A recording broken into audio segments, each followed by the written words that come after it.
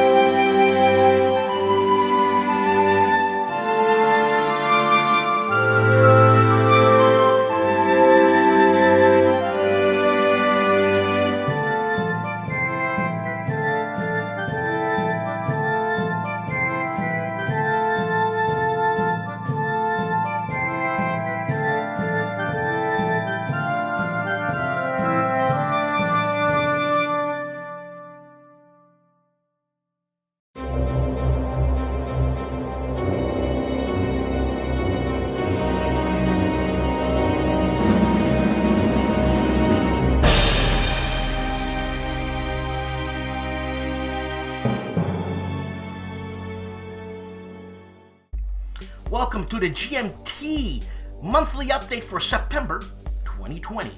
And as always, you always get news from Gene first, and he praises his employees for working in such, and I'm paraphrasing here, squalid work conditions. But that's not because of Gene or GMT, that's because of the California wildfires. Seriously.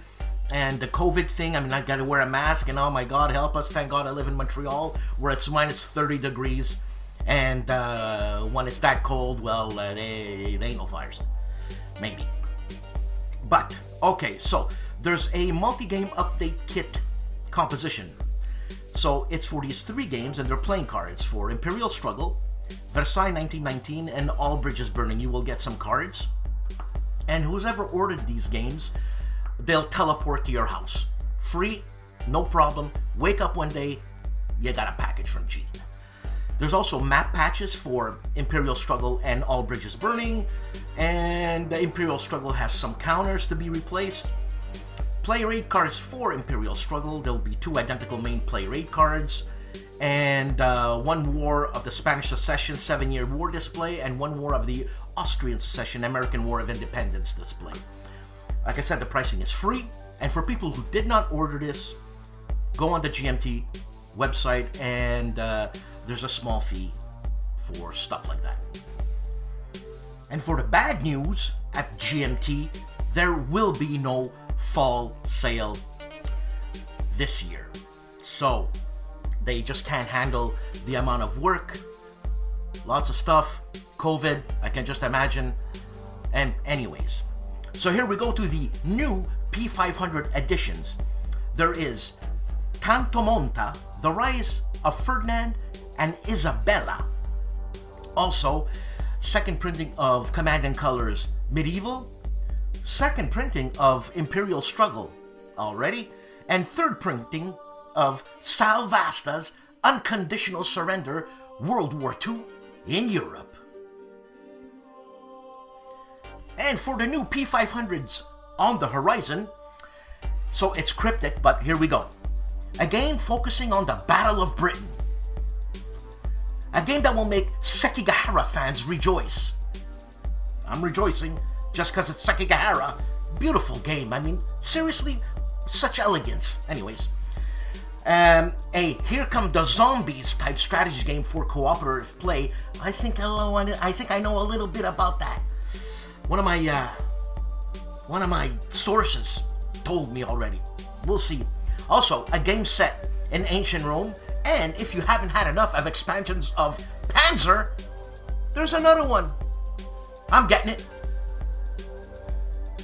And how to play videos, GMT games. So, Scott Mansfield, Gandhi, does a couple of videos on that coin game, and who is brilliant and charming and concise and Canadian? Obviously, Rodney Smith, right? And I don't know if you've seen his Sekigahara Watch It Played video, but this guy, man, he does his homework, and there's no beating around the bush like me stuttering. The guy's a master.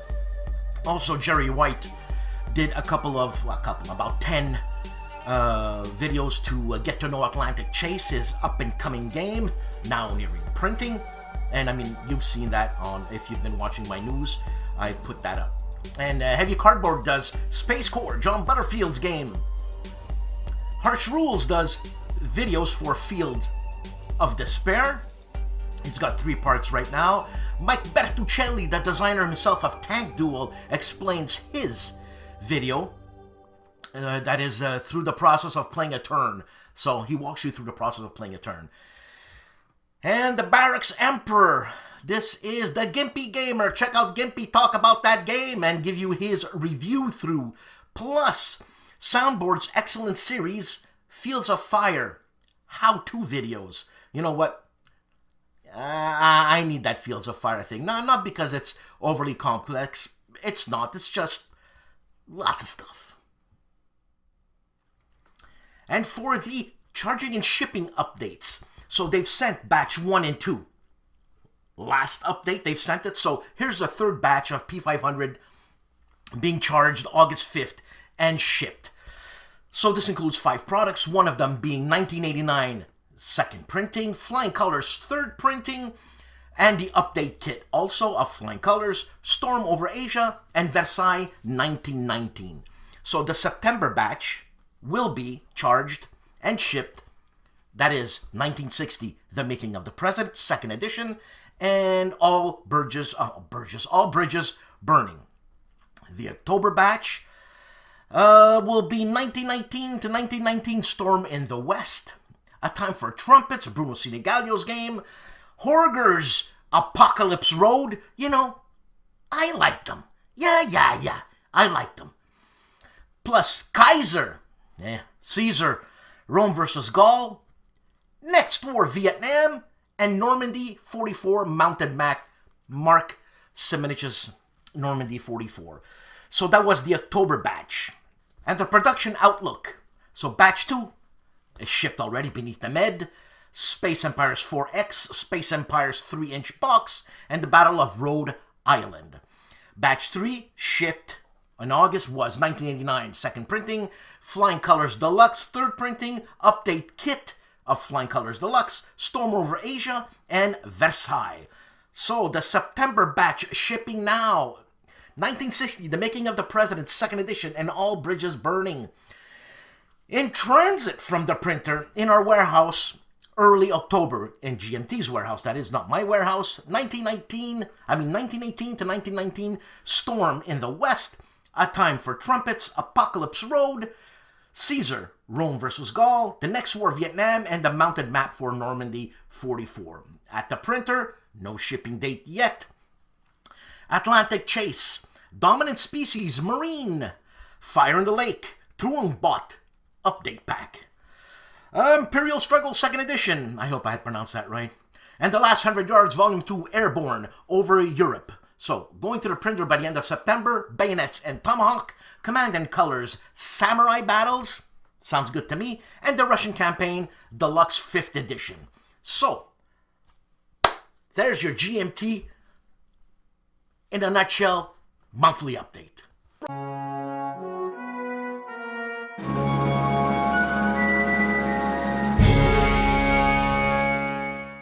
Hello, this is Riccardo Masini, and this week's greatest day in history and games is October 1st, 331 BC. The day when a single man in a single battle changed not only the fate of the entire ancient world, but also our own idea of what a battle, and most of all, a commander should be. The day of the Battle of Gaugamela, fought by Alexander the Great. The mere name of Alexander sounds of glorious feats, epic battles, unbelievable adventures to the far end of the world and back.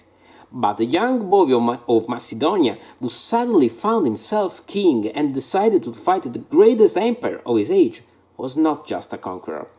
Alexander was a builder of cities, a man who knew how much religion could be an instrument of power, an explorer full of admiration for all the people he met in his journey. He did not want just to unite the Greeks. He wanted to build a new Hellenic age, creating an enduring community of learning, culture, knowledge, and trade. It all began when his father, King Philip, died, murdered by a typical court plot. Alexander quickly sedated the revolt in the Greek city-states, trying to exploit the vulnerability of the kingdom of Macedonia. Then he launched his army against the might of the Persian Empire to end once and for all the many conflicts between Persia and Greece. Always outnumbered, even if maybe a little less outnumbered than some historians wrote, Alexander demonstrated his combat abilities, his tactical acumen, and his strategic vision, defeating the Persian armies at Granicus, Issus, and at the siege of Tyre.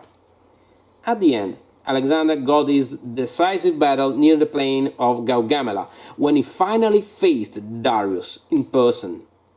The battle was fierce, but Alexander exploited both the defensive capabilities of the infantry phalanx and the terrible shock power of the Macedonian heavy cavalry.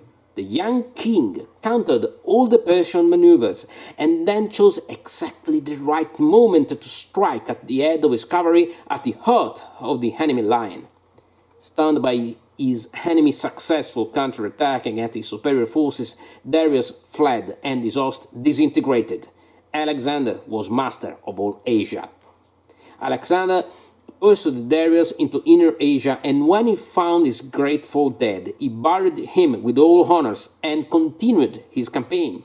He stopped only in India, fighting the great battle of the Hydaspes River against King Porus.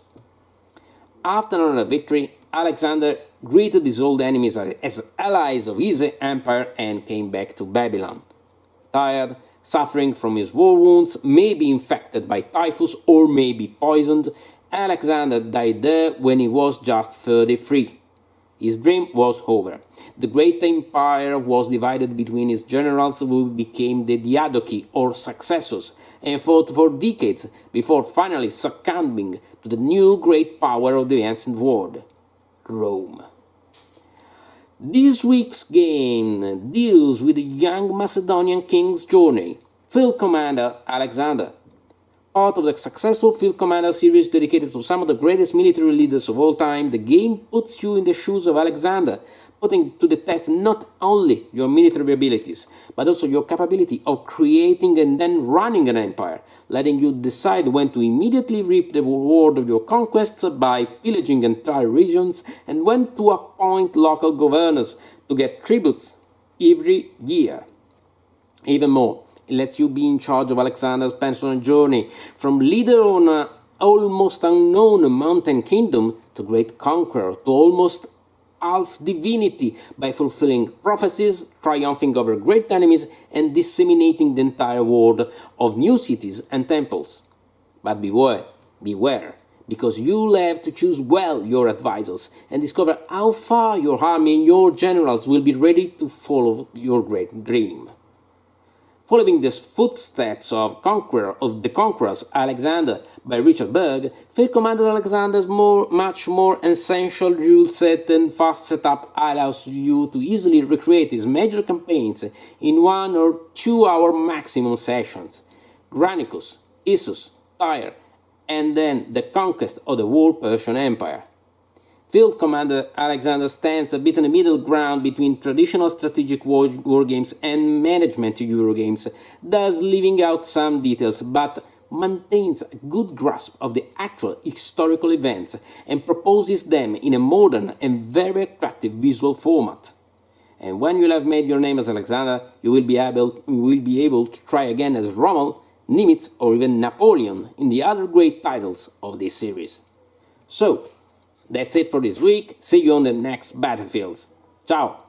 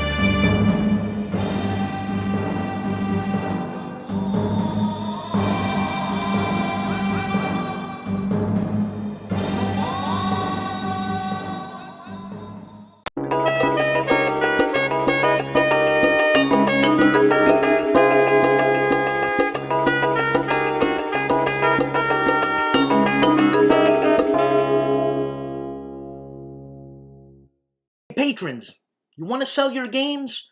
This is your chance to shine. Actually, to sell.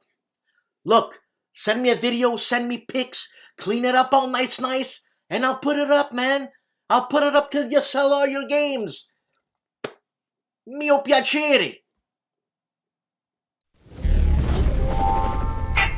A game for gamers, made by gamers, by Flying Pig Games.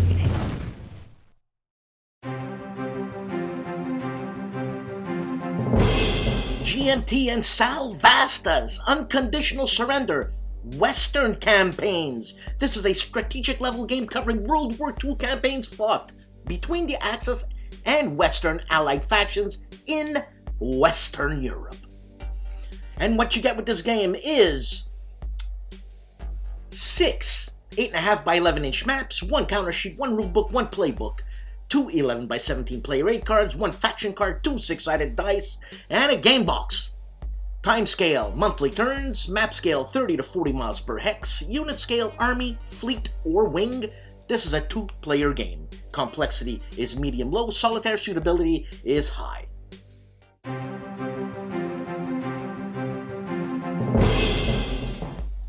Mark Felton Productions is talking about Hitler's Last Army, 9th Army Breakout, 1945.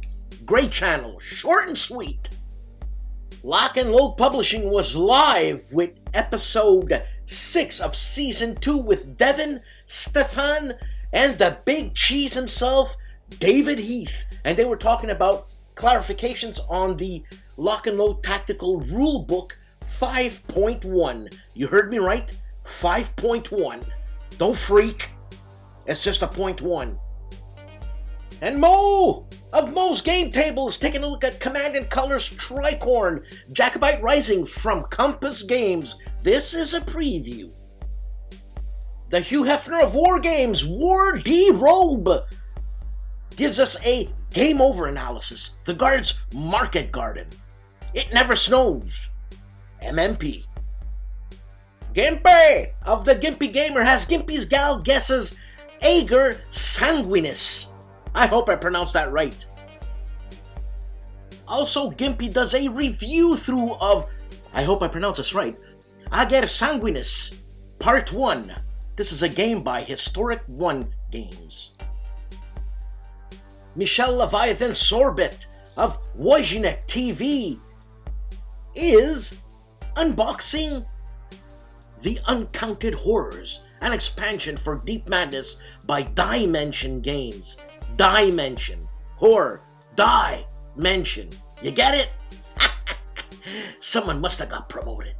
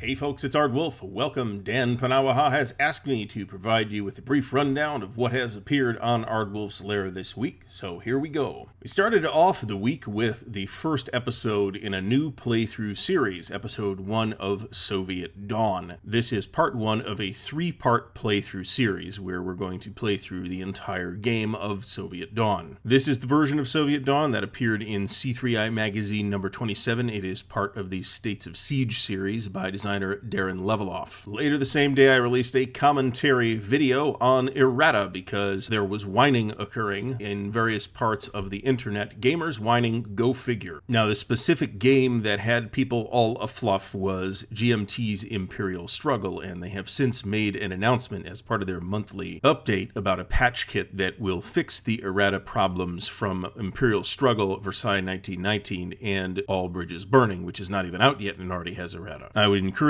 people interested in this subject to go read GMT's update on their website. Next, we have a re-upload of our Stellar Horizons unboxing. There's a brief introduction by me saying, hey, I don't know what happened, but the Stellar Horizons unboxing video had vanished even though people remember watching it, so I re-uploaded it, and here we are. There is already a review video for Stellar Horizons on the channel, so check that out if you're interested in my thoughts on it. We also unboxed 1807, The Eagles Turn East from Clash of Arms and designer Kevin Zucker. This is part of the Campaigns of Napoleon series, in this case dealing with the very late 1806 and early 1807 Eylau and Friedland campaign in East Prussia. We also unboxed the decidedly non-wargame Search for Planet X. This is a logic puzzle game in 2020 release. For those interested in non-war games, please check that video out. And on Friday, in collaboration with the Georgetown University Wargaming Society, we have a short seminar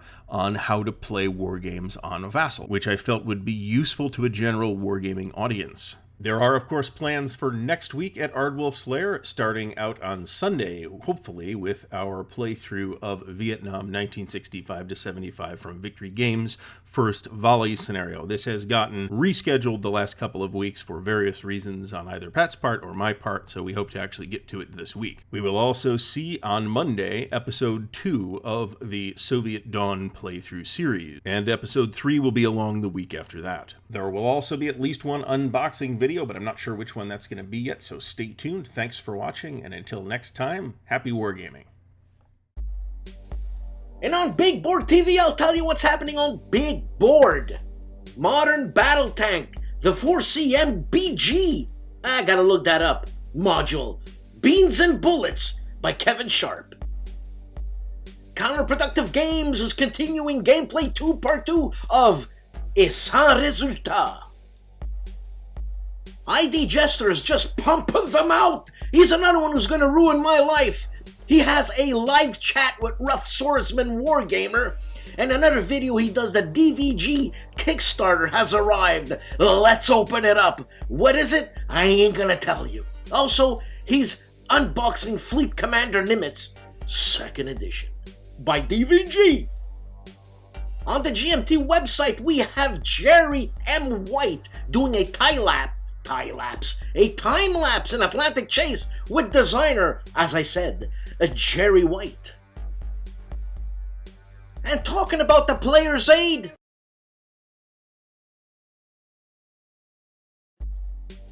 the Player's Aid Grant discusses Space Empire's 3-inch box, and he asks, should it be a 4-inch box?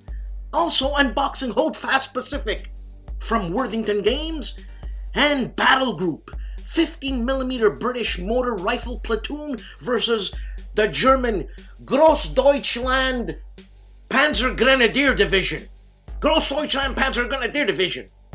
Yeah. Devin DOG presents Lock and Load Tacticals Hero of the Falklands DLC. Check it out. It's interesting. Dad vs. Son continues Great War Commander, a game by HEXES based on Chad Jensen's Combat Commander, parts 2, 3, 4, and Wrap.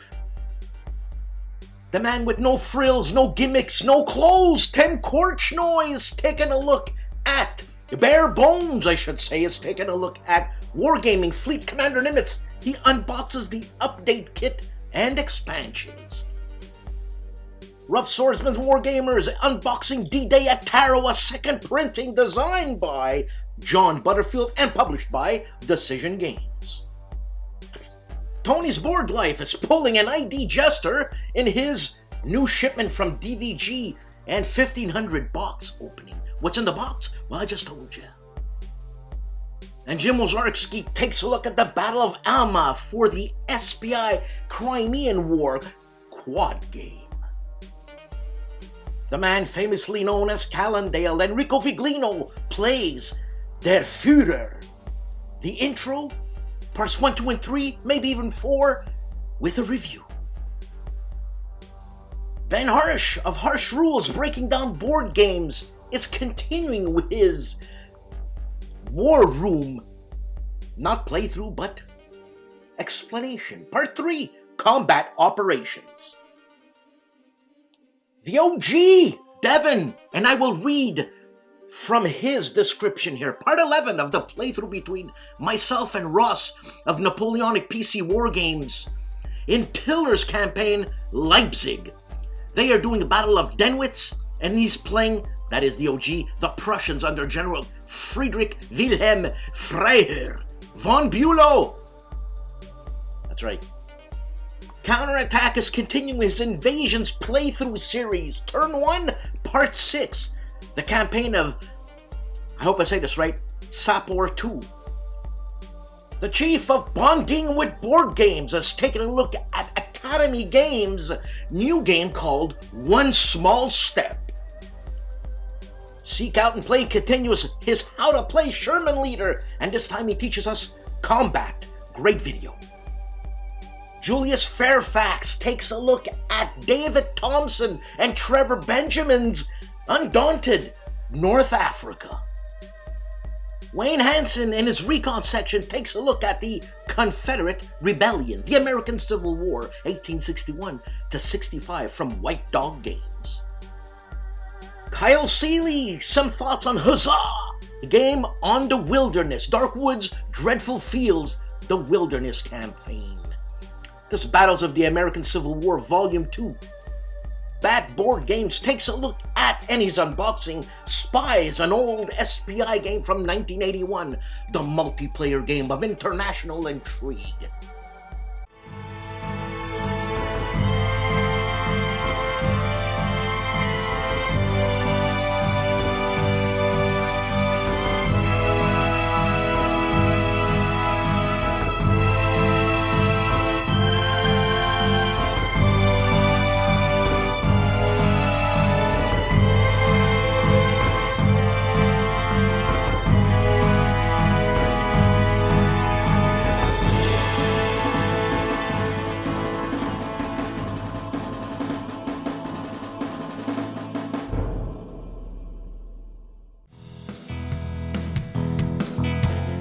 Hey guys, Dave here. Welcome to the Centurions review, the punk rock band of Wargame review institutions. This week on our YouTube channel, first thing I did is I had a video about where I get these obscure games, because I'm constantly asked where I get a hold of some of these, so watch the video to see where. And as far as first look videos, I've done one on US Navy Plan Orange from Avalanche Press. I borrowed this from my friend. Looks kind of interesting because it's about the US's plans for war with Japan before the war actually occurred. And the other first look is another Avalanche Press game. This is Eylau, February 1807. It's a Napoleonic game. Looks kind of interesting. I won't have any new stuff for next week because I will be on vacation, but have a good evening, everyone. And the man who goes by the name of Jeff takes a look at Field Commander Nimitz and expansion with rules and playthrough part 2. And the war artist Matt White takes a look at unboxing Claws of the Tiger, the Japanese invasions of Malaya 1941 to 42 from White Dog Games. Little Wars TV takes a look at Berlin, does a playthrough of a miniatures game, Berlin 1945 War Game, and check out their trailer. And the wise guy Nathan checks out The Forgotten Battle in Session Reports 26 July 1944 from a Compass game called Tinian, The Forgotten Battle.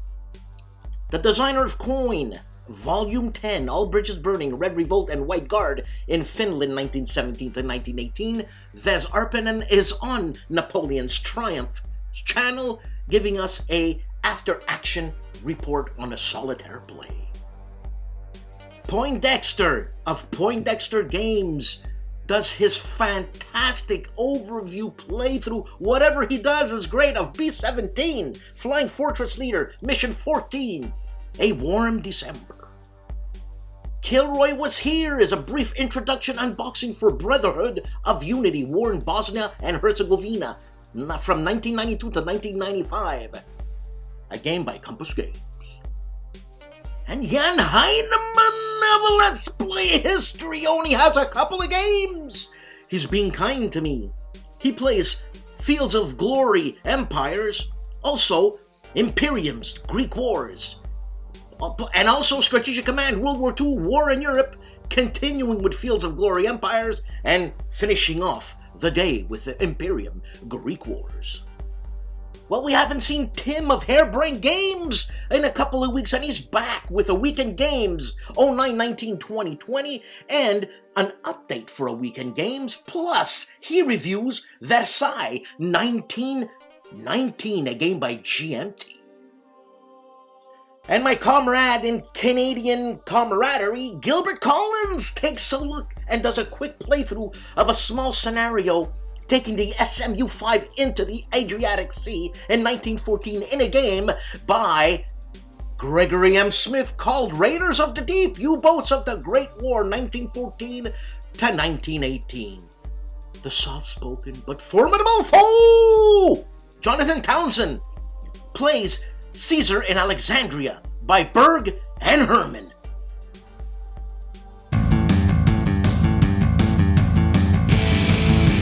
Princeps Games and March on the Drina is live as we live and breathe. And what you get with this game, actually I should tell you, this is a World War I game featuring the Serbs very heavily, Albanians, and all those good guys. And what you get with this game is a box, a 19 by 29 inch game board, 77 army figures, 4 player sheets, 13 general cards, and lots more. Check it out, March on the Drina. Compass Games and Coalition, the Napoleonic Wars, 1805 to 1815. And what you get with this game is 122 by 34 inch mounted map, 2 counter sheets, 2 player aid cards, 3 card decks, 1 rule booklet, and 6 six-sided dice. This is a game designed by Javier Garcia de Gabiola, and it is published by Compass Games, a new direction in gaming.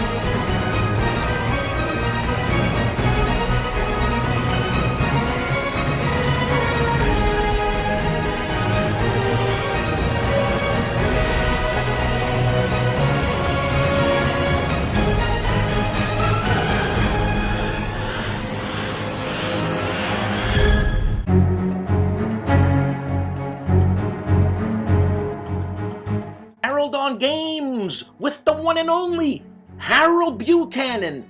In this episode, podcast number 33, he interviews the man behind the scenes who's actually always in front, Mr. Roger B. McGowan. Part 1.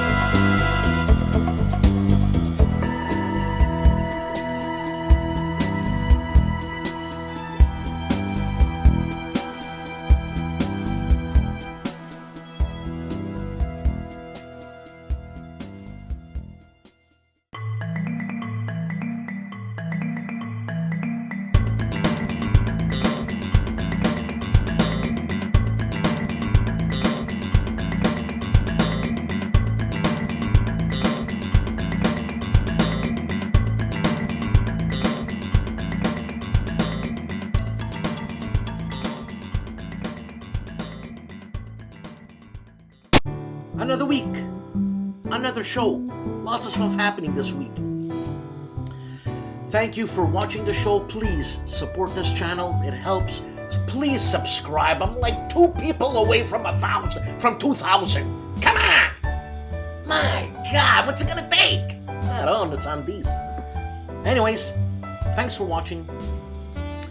Like, subscribe, please support, and have a great weekend. I might have Uva and Gunther on Sunday in conversation. I'm working on it. See you there. Bye.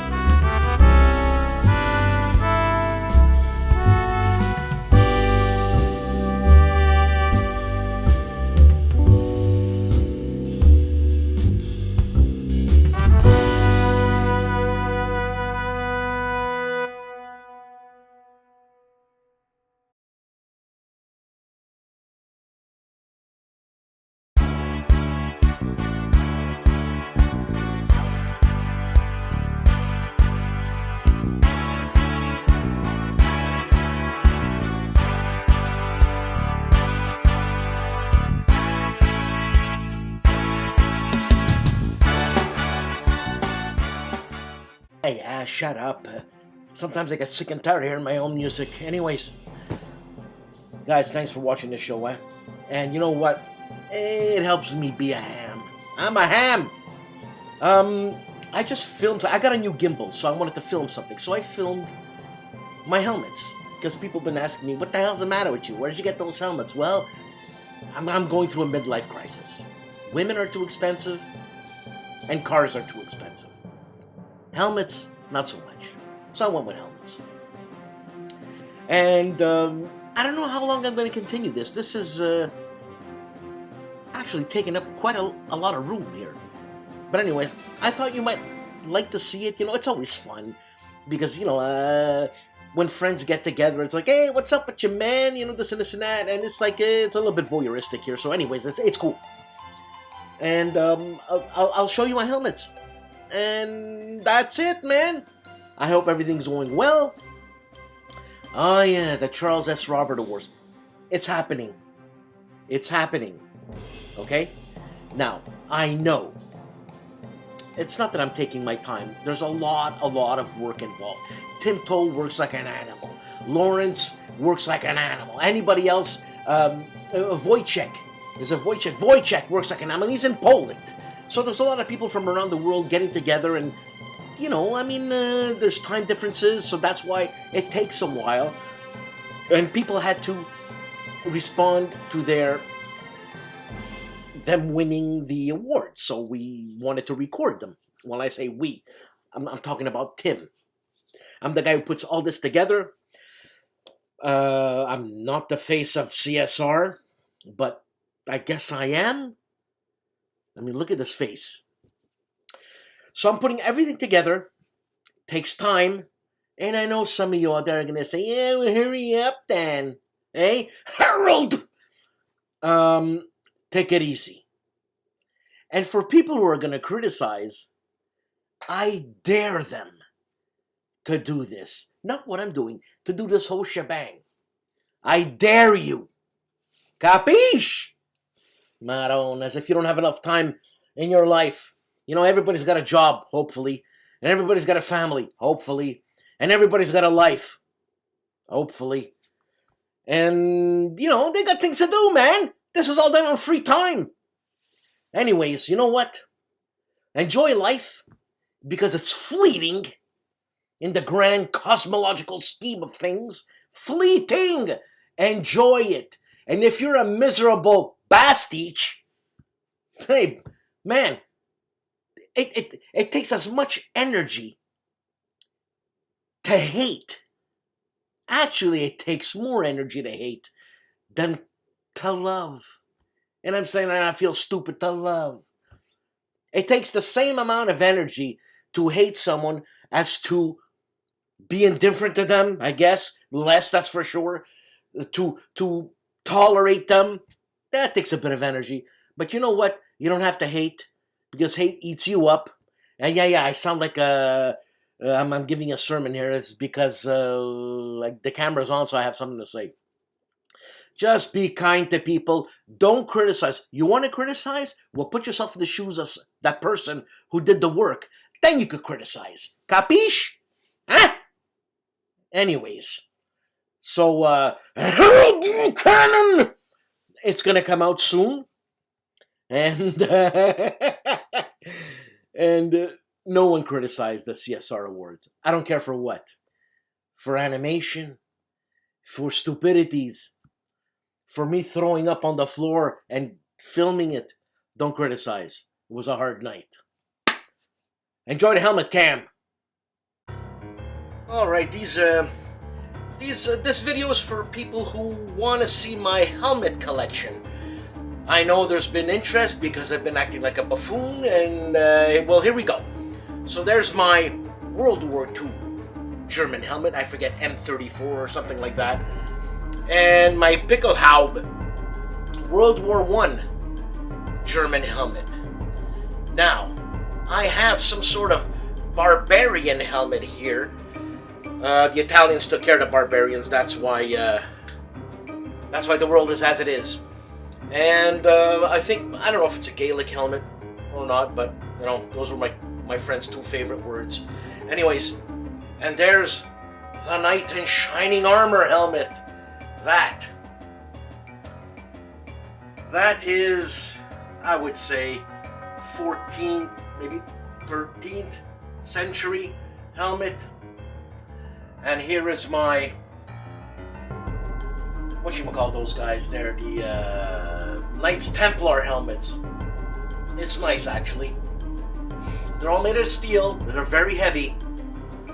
And here we come to what matters in the world is the Roman Centurion captain's helmet, I guess. I don't know yet, you know. I just got it like a couple of months ago. I got no time to read. And here we have a Viking helmet with chainmail. Yeah, I like that. And we got King Leonidas' helmet from Sparta. And we have a German sallet. I don't know how they saw through that, but that's what it is. And I'm filming right now with my new gimbal, so everything is really smooth.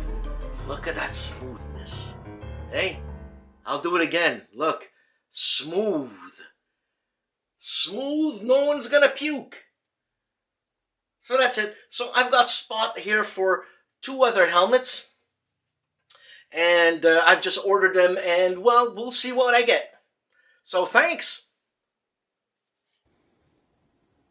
Shut up!